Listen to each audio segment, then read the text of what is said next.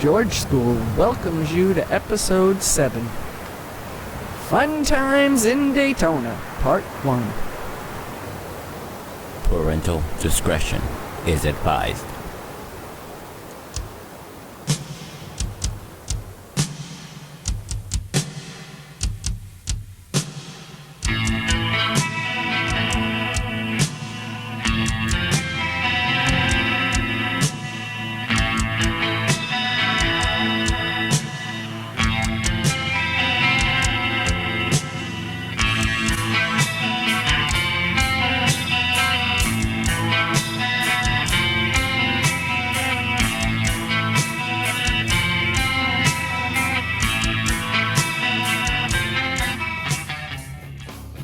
Well, now that everyone's here, and I'm sure everybody knows everyone, so when can we be ready to leave? We can be out in the AM after this meeting tonight. You two, are you ready to go? Yeah, ready to roll whenever. The SUV wasn't as banged up as I thought, and I got all the blood off. Oh yeah, and Mike tore apart his work truck and created some push bars for the front of your truck and my truck, and we added some sheet metal to the tailgates. You never know. Yeah, all I can do before redoing suspension systems, and ain't nobody got time for that, man. Ray, how about you all? When can you be ready to pull out? We're ready right now. The RV's gassed up, and I have a spare tank. So, by the way, will any of you be riding with us? I'd just like to know for weight distribution. It is an RV. Oh, Ray, stop being silly. The weight will be fine. We all will be fine. Sorry, Ray can be a little detail-oriented at times. That's not necessarily a bad thing, and could come in handy. So Ray, what else? No! Sorry, nervous reaction to that question. What? Oh, don't mind her. She's just being funny. Well, Mike, I'm a network analyst for Connor Systems. And boy, let me tell you how stressful that job can be. Shoo-wee! Okay, Ray, that's enough. So what else should we be bringing with us? Anything that's in the fridge that won't spoil in 3 days. Any and all canned goods you have, blankets, toiletries, anything like that. And cash too, since we're gonna need it. Hey Ray, did anyone ever tell you you sound like Charlie Carmichael? Hey Ray, let me ask you a question. Look me in the eyes on this one. Have you ever shot a gun before? We kinda need to know, man. Look, not trying to get all up in your business, but have you? Yes, all the time, Leslie. And Mike, no, I don't even own one.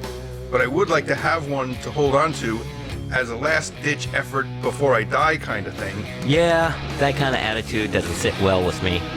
You don't need one. But hey, don't worry. The girls will be in the RV with you, and they have the guns. And from what happened at Walmart yesterday, they're not afraid to use them. Plus, they have more practice than us. Just calm down on the gun thing, Ray. Here's another question. Does anybody know how long we will be gone before they allow us back? Hey Mike, you want to answer that question? Darryl? Frank? God damn it. Lorraine, that might not be happening. This bomb melts cities. Biggest thing to a nuke. I'm not trying to scare you all, but you need to have this in your minds. Right now, this may be the last time you see your houses. Well, it's a good thing we brought everything. Oh, come on. That's not how this is supposed to work. I can't just start over somewhere else. Oh my God, what am I gonna do, Lorraine? Hey, y'all. Shit, we'll all be fine. Just try not to think about it. About a horrible fire death. I must say, you got away with words, kid. Hey, I call it like I see it. Okay, on that note, hey Ray, you want to pull your RV down here? and we'll start loading it up tonight and leave out 11. How's that sound? Now that sounds great! And I can start distributing the weight. Here you go again. Come on. You'll be happier when we take a fast corner and we don't tip over. Okay. Cool. Hey, Ray, if you don't mind us looking it over, maybe we could beef it up. Hey, now that sounds like fun. It's got so much cool stuff in it. Remember, you asked for it. We're big boys. Come on, Ray. Don't you have hair on your chest?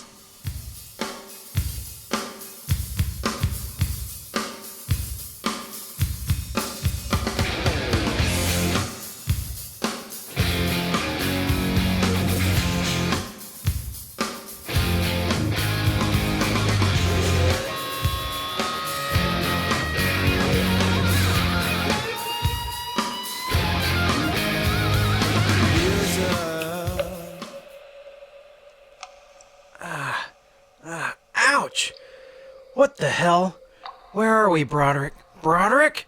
Shh! I'm over here. We need you to keep quiet or the guards will come if you get too loud. Guards? What? Oh, I remember now.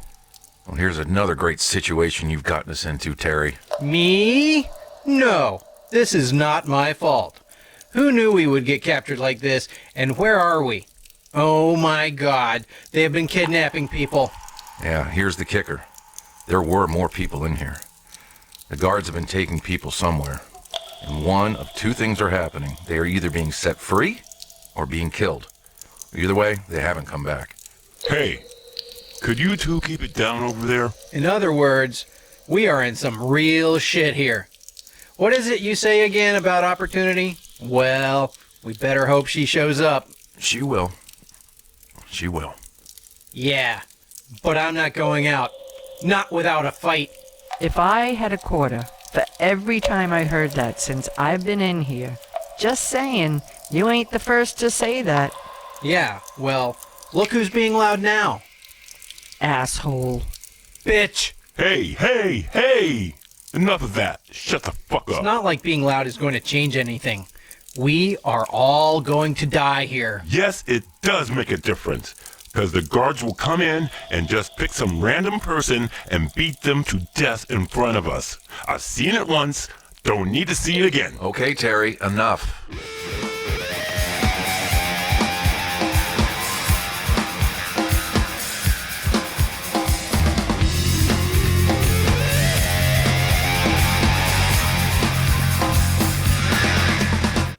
I had just one plan.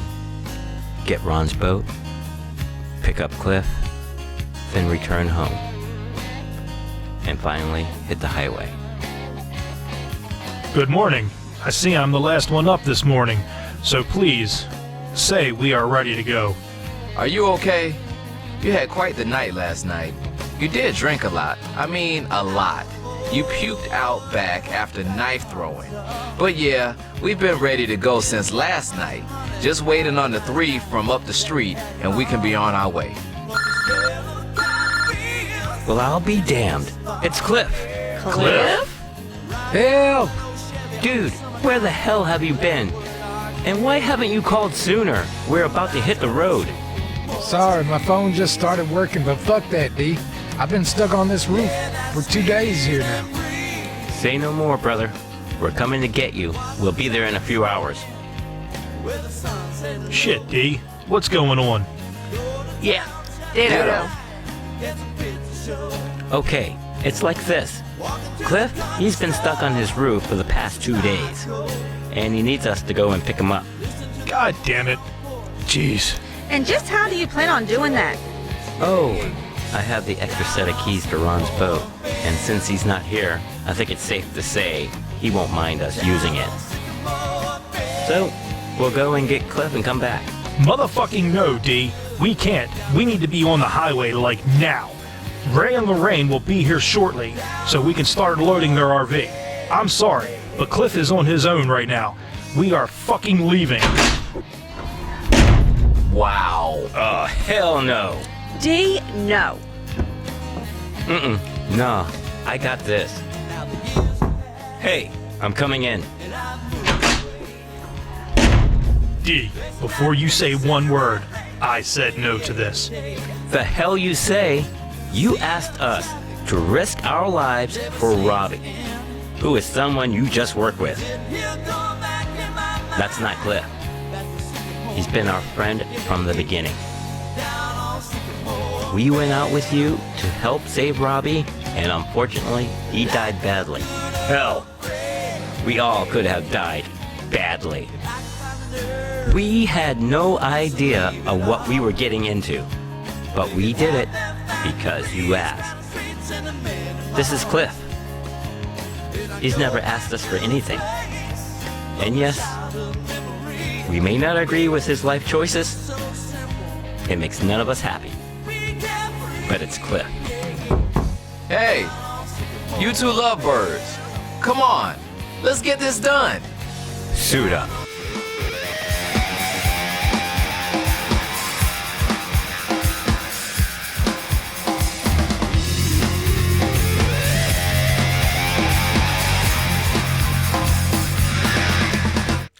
Good morning, everybody. Please come in and have a seat.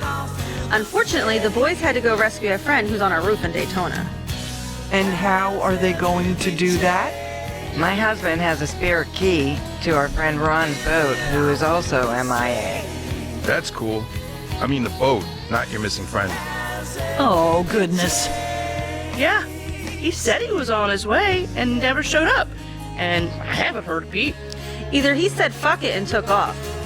Which he would never do. Frank and Dee and him have been friends for so long. Yeah, nah. So, more than likely. Well, let's just say he's not coming. Okay, yeah. What do you say to something like that? I'm sorry? It's okay, Ray. They should be back with Cliff in a couple hours. Well, do you mind if we watch the news while we wait? That's a good idea. It's about time for that Mr. Carmichael.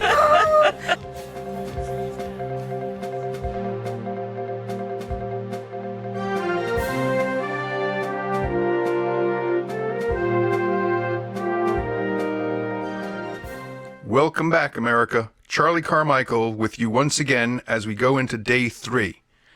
After the event, and due to the zone in the middle of America, information from the West Coast has been next to non-existent.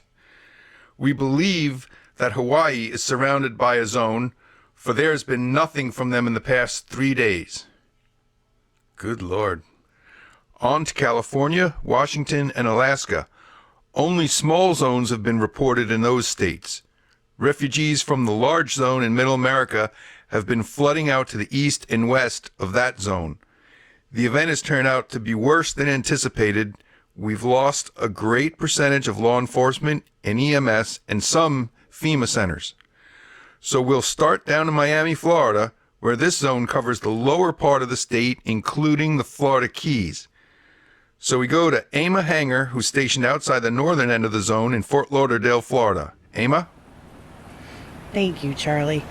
Emma Hanger here, and I'm at the base of what is being called Florida Zone 3. And Charlie, the menacing aspect of this zone is that it is full of smoke, or fog if you will, but it is so thick you can't see into it. But the topper, Charlie, no one has come out, and no one comes to the edge of the zone. Multiple units of the National Guard, police, and EMS have gone into the zone, but none have returned. So in light of with what's happening in Orlando and Jacksonville, the president is taking no chances, Charlie. We even tried to put a camera on a radio-controlled car. Well, we lost both with no images from the other side. Right here I have William Will, who just happened to be outside with some friends during the event in their neighborhood. When this zone appeared, fortunately, he was standing on the right distance when the barrier appeared, but his friends were on the other side. William, can you tell us your story of what happened? Well, my friends and I were having some beers. We thought it was going to be the end of the world, so it was kind of a party. Then the hour of midnight came, and the ground started to shake. We started to cheer and make a toast with our beers. And what were you toasting to, William? The end of the world, what else? Then what happened?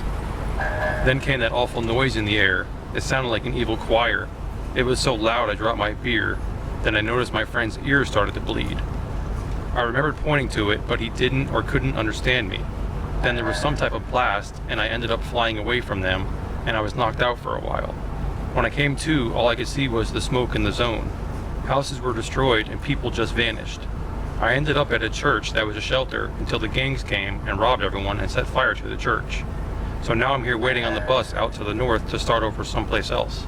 William, why or what kept you from going in after your friends and family? And tell us more about what happened at the church. Well, don't know more what I can say other than some assholes came into a church of God and took what little people had left. Oh yeah, they also shot the elderly. Are you happy now? And as to me going in after them, yeah, we weren't that close, so you couldn't pay me enough to go in there. That was William Will's account of the last few days. I can't fathom what he went through, Charlie. When I heard his story, it was genuine, and I knew I needed to share it with America in hopes that he can still come together. Here in a few hours, this place will be a ghost town as everyone starts evacuating. Charlie, we have buses and military transport vehicles, and people are already climbing abroad in hopes to find a place that is safe. This is Emma Hanger, reporting Fort Lauderdale, Florida. Back to you, Charlie. Thank you, Emma. Wow, what a story. But I'm quite sure we're all going to have similar stories. The social media giants will remain down as of now, as all scientific minds are working together to find a solution to fix this broken world. On to Orlando, Florida, where the population was decimated after the event by creatures that look like manatees. These creatures are translucent purple in color and float through the air. So now we go to Michelle Bouchard for a live report. Michelle? Thank you, Charlie, and hello, America. Michelle Bouchard here, and we're positioned on the west side of the St. Johns River in front of the Orlando zone. Charlie, law officials along with the military have cut access to the city. No one can go in, and any survivors have to make it out on their own. Why, you ask? Well, Charlie, just a brush with these manatee creatures will strip the flesh from your body, leaving only bones behind. An instant death to those who come in contact with them. Charlie, the scene here has been hectic to say the least. Behind me, you can see the line of abandoned cars leading across the bridge into the city. From eyewitness accounts, I'm told there was a big accident at the base of the bridge. The road is cracking in half and everyone has left their cars and ran. Reports from some of the last to make it out of the city say it looks like one gigantic boneyard and that the creatures were not hostile towards them. They seem to just float around, but if you happen to be where they are, well, you know the outcome. That sounds insane. So they just float around like they're swimming in a lake or something? Yes, Charlie, and the fact that they can pass through anything is what makes moving through town so dangerous. However, they can't penetrate the ground, meaning they can't come up from underneath you. Have the authorities figured out a way to kill them? Yes, they have, Charlie. Fire seems to be the only way to bring them down. In a few days, things will be very different after they drop the bomb on the city. Okay, behind me I can hear the transport trucks driving to get the survivors and relocate them to somewhere in Georgia. How many survivors are there, Michelle? Charlie, as of right now, a few thousand. That's the horror of it all. A city of a few 100,000 down to only a handful of survivors making it out is crazy. Just crazy. Thank you, Michelle Bouchard. That's awful, awful, awful. Now, on to other news. The recovery efforts for those who died in all the downed planes are slow-moving at best, and as of this time, only 5% have been recovered. Oh, what's that? What? Are you kidding me? Is this information verified? Straight from the White House now. Oh, wow. This just in, America. Dr. Samuels has murdered almost all the world leaders. Looks like the slaying of President Montgomery was just the beginning, as if there wasn't enough chaos in the world. These days ahead are looking very bleak for everyone. Now we go to Daytona Beach with Bridget Smiley for an update on rescue operations for the people still stuck on the roofs of their houses in the zone. Bridget? Thanks, Charlie. Charlie, the situation here has turned for the worse. In that during the rescue mission by the Coast Guard, winged creatures from the castle have been snatching both Coast Guard members and civilians being rescued and taking them to the castle. The Navy is on the way to lay siege, go in, and rescue anyone still alive in there and bring them home, hopefully. Charlie, this has taken the Coast Guard by surprise. So far, at least 20 Coast Guard members have been taken, and we don't have any numbers as to how many civilians. We do know there are still people trapped on roofs, and some people with boats have tried to also rescue those that are trapped. But to their dismay, they too have been taken by the winged creatures. So now we wait for the Navy to arrive here in a few hours, and hopefully they can turn the tide back in our favor. Now we turn our attention back to the mainland, where people are packing up their homes, and there's a long line of traffic leaving the city. Daytona is fast turning into a ghost town, Charlie. Absolutely nuts. Back to you. And that was Bridget Smiley from Daytona Beach with some unbelievable news. Well, the Navy's on the way to help those poor folks trapped in the castle. Our hearts and prayers go out to them. Finally, we travel to Jacksonville, where Anna Vapperman is with General Stapleton, who's overseeing the mass exodus out of Florida. Anna? Why, thank you, Charlie. Hello, America. Anna Vapperman here, reporting from the outskirts of Jacksonville, Florida, at a makeshift Army base commanded by General Mark Stapleton, a 5-year Army general. So, General, what are your plans to get people out of Florida? Well, Miss Vapperman, our best scenario is just keep the lines moving to the north the best we can. We have contingencies in place for breakdowns and accidents. If any occur, we have gas tankers at the ready. General, just how many men do you have deployed throughout the state? As of right now, 5,000 troops have been deployed along Interstate 95 and 75. There'll be an additional 5,000 men and women arriving as the day moves on. They already have their orders where they need to be. We've been working on this plan since sunup. After the event, we are just creating a simple funnel of the major highways. Just 1 second, Miss Ratman. Sergeant, get someone to shut that damn siren off. Sorry, Mr. Ratman. You were saying? Yes, but what about the people using the back roads to get across the state line, General? God help them. My men have direct orders not to go into the cities for anything they are needed here on the interstate. Here's a warning to anyone who's even thinking about taking a back road. There's a high probability you'll run into a small hostile zone, and there are a bunch. So your safest bet is use the interstate. Speaking of the interstate, what are your Corps of Engineers doing up the roadaways? We're shifting the road a bit, because the boundaries of the zone is way too close to the highway. And my troops will need room to operate if need be. So, General, is it true that after all this is done, you are leading the hunt for Dr. Samuels? How did that get out so quick? Yes, this is true.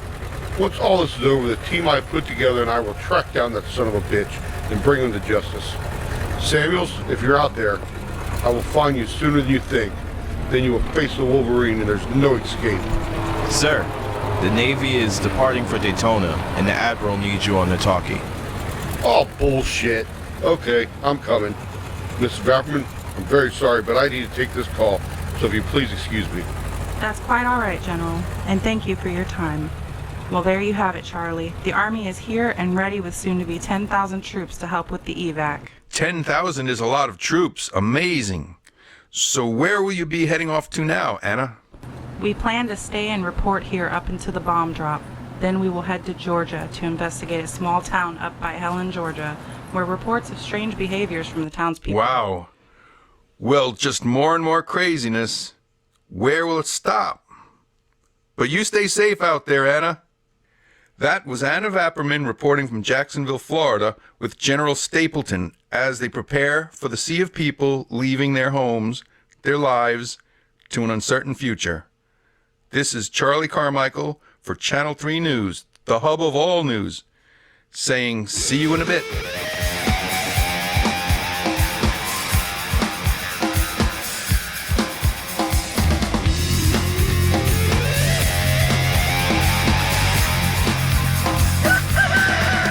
Mom! Mom! Still haven't heard from Rick yet? No, Sam. Why? Have you? Well, maybe. Kinda, in a way. Come on, spit it out. Hey, come on. We don't have all day. Well, it's like this. People are being abducted by winged creatures in Daytona, where Terry and Brodrick, I think, are not sure. Maybe they were taken. Sam! Banana Base Richards. Don't even think like that. And where did you hear that crazy story, for God's sake? The news?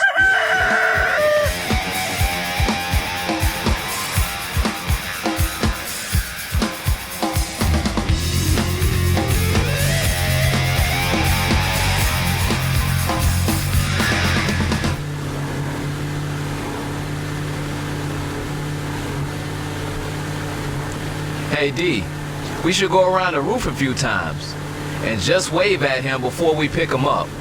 Ha ha ha. Yeah, no. Let's pick him up and get back, okay? Man, you party pooper. Jesus, about time you guys got here. I got 4 more shades of red while I've been on this roof. Well, we're here. Are you good? And, where's your stuff, dude? Still underwater. I didn't want to be down there just in case the Coast Guard came to pick me up. Well, we did. So no stuff?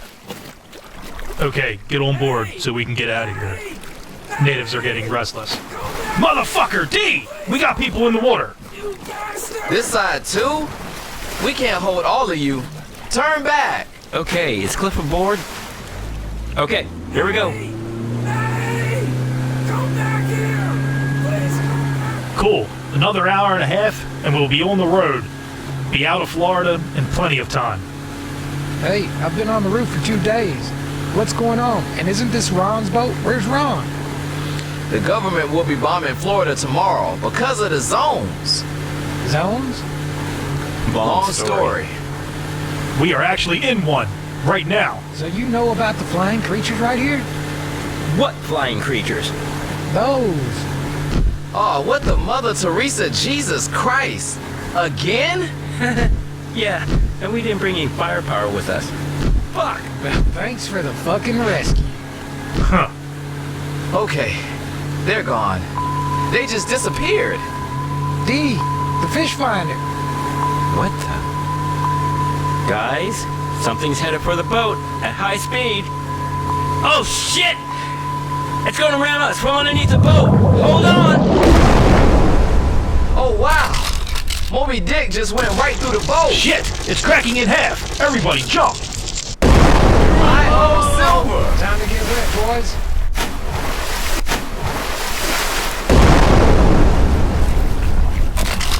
What the fuck, D? We're in the ocean. Phew. Great rescue. Just fucking start swimming. Oh shit! Oh shit! One of those things just got clipped.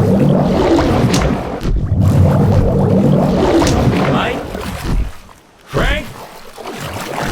Mike! Frank! Fuck. Come on!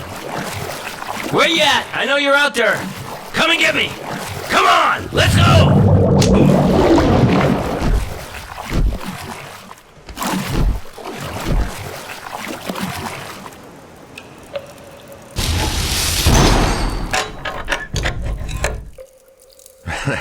Well, well, well. Look what the cat dragged in. God damn it! George School, we would like to thank all who helped create this episode. We would like to thank the creators from Soundly.com and the band Crash Rocket for loaning us their music. Thank you all.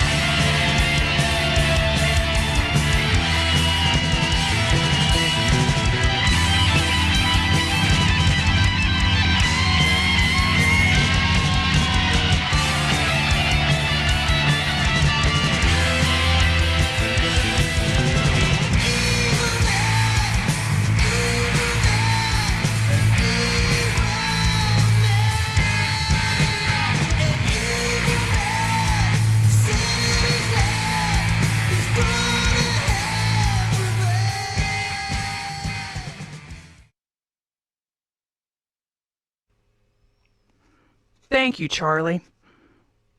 I lost my spot.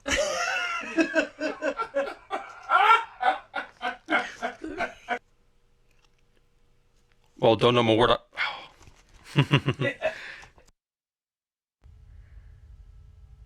Yeah, all the time, Leslie. And Mike, no. I don't even own one, but I'd like to have one to hold on to as a last dish effort. Nope. Like now. Ray and Lorraine will be here shortly so we can start loading their RV. I'm sorry. Cliff is not... Ah, shit. Help! Dude, you said hold the help. How long of a help do you want? Thank you, Charlie. Emma Hanger here. Hold on, I'm sorry. No, is it Emma or Emma?